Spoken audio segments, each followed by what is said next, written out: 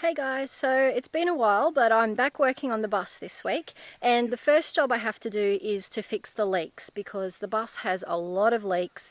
And last week around Christmas we got quite a lot of rain, and I noticed a few more leaks that I hadn't noticed before. So I was hoping to actually put the windows in this week, but I realised that I can't really do any of that until I fix the leaks that are currently in the bus. Now, in order to do that, I have to get up on the roof. I should point out that I am really not comfortable with heights. Even getting up on a step ladder makes me nervous.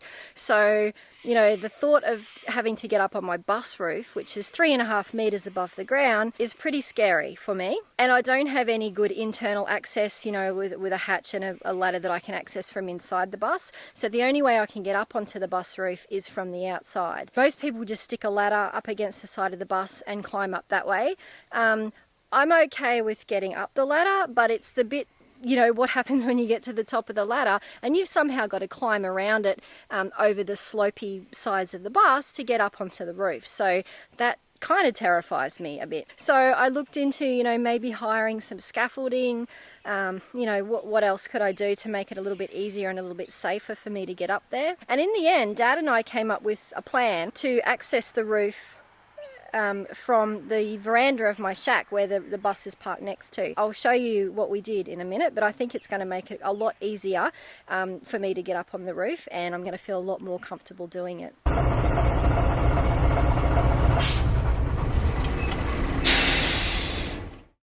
Hey guys, welcome back to the Rolling Artisan channel. In these videos I'm sharing the progress of how I turn an old bus into a mobile home and studio so I can live in it full time and travel around Australia. If that sounds like something that you're interested in, please help support my channel by hitting the subscribe button and make sure you click on the notification bell so that you don't miss any of my future videos. So this is my bus parked out the front of my little shack here, and as you can see it's quite high. It's a lot higher than the roof of the veranda of my little shed. So it is a challenge as to how you get up there. And if I come up here, you can see this ramp. So we've actually built a ramp that goes from the roof of the veranda over to the roof of my bus, because it's actually quite easy to access the veranda roof.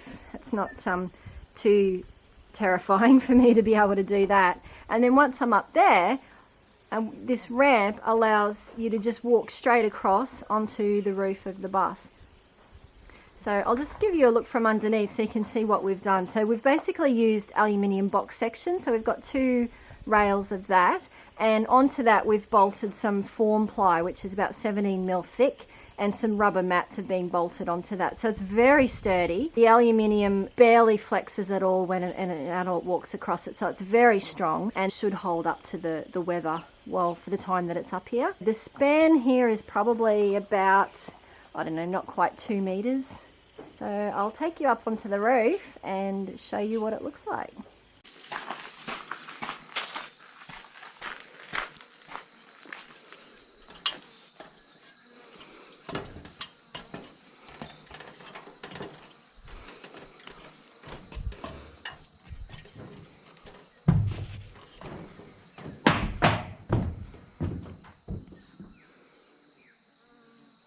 So that's what it looks like. Basically what we've got, as I said, from underneath you could see the 2 sections of aluminium rails that we've got on either side, and we've got the form ply and some rubber mats bolted through. These mats are actually pretty good. We tried a couple of different rubber mats. The first ones we tried were still slipping quite a bit on the form ply, which is very smooth and slippery in itself. But these ones gripped a lot better. These are actually I think they're gym floor tiles that I got from Bunnings. They're about 1 metre square, but we actually cut them in half up the middle, so these are about 500 mil wide. So at this end on the shed roof, we've got 1 rubber mat sitting directly on the tin roof, and then we've got this plank, I think it's a hardwood plank Dad just had lying around on that. Now that does 2 things. It helps to spread the weight of this a little bit more evenly over the roof, so it helps stop the roof being dented by the ends of this thing. And it also, because we've got another rubber mat on top of it, really stops it from slipping around. See, that's really sturdy. Like I'm really trying to shake that, and it's not budging at all. So it's really secure on this end.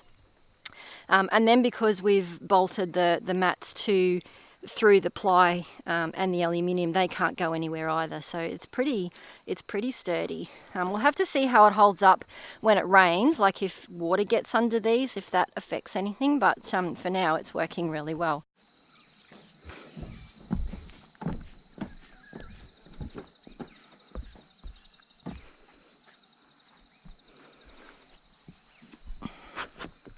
Alright, so at the end of the ramp on the bus, it's pretty much the same. We've got a rubber mat sitting on the roof of the bus, and then we've got a couple of the same thickness of planks.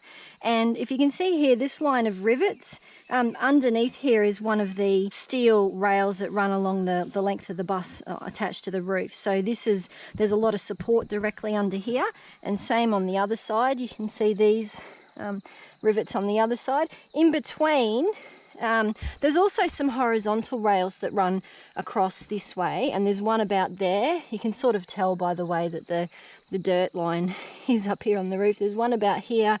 There's another one sort of roughly under where my knee is here. And in between, like, there's a gap of about almost 900 mil. So if you put weight in the middle here, you can, I don't know if you can see it on the camera, but the fiberglass does flex a little bit. I mean, I don't think you'd go through it if you stood on that section, but the fiberglass has already got a few little cracks and things in it, so I don't want to stress it any more than I have to.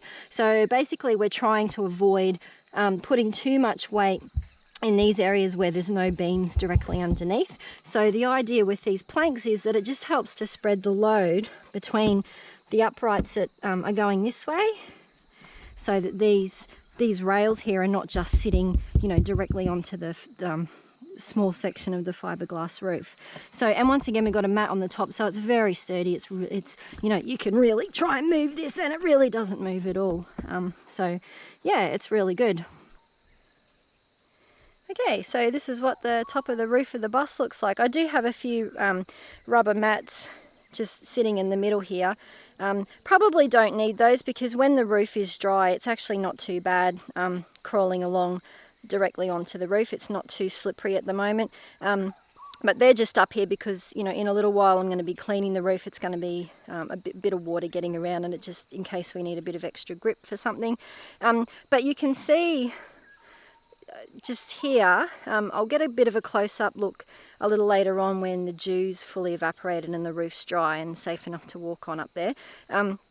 But you can see that there is a really old rusted out vent cover. So there was a little air vent going through into the cabin of the bus, and it's completely rusted out. There was one on the other side. They've obviously removed that at some stage in the past and sealed it off, but this one here is still open, and when it rains, water just pours in through there. I've currently got my bathtub sitting under there in the bus collecting the water, so that's the first thing that has to go. So we have to get rid of that and put a patch over that to fully seal it up.